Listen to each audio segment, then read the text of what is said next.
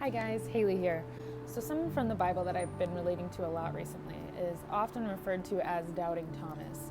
So this story can be found in the book of John, chapter 20, and it is after Jesus' death and resurrection. So Thomas, who is the only disciple that hasn't seen Jesus risen at this point, tells the other disciples that he doesn't believe that Jesus is alive unless he can see the wounds and then put his finger into them himself. Sounds a little gross, but a week later, Jesus appears before Thomas and he tells him, "Peace be with you."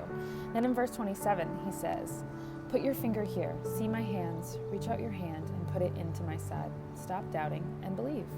Thomas then responds by saying, "My Lord and my God."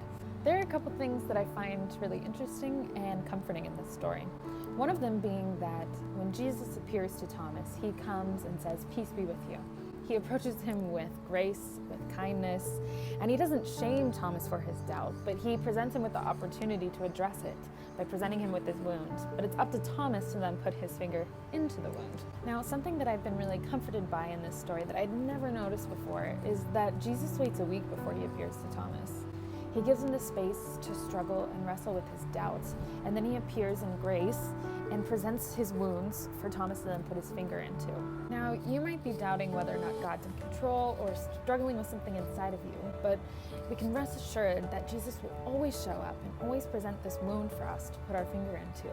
Because just as he was there for Thomas, he's there for us, and he allows us to stop doubting and believe. Stay tuned for more devotionals next week.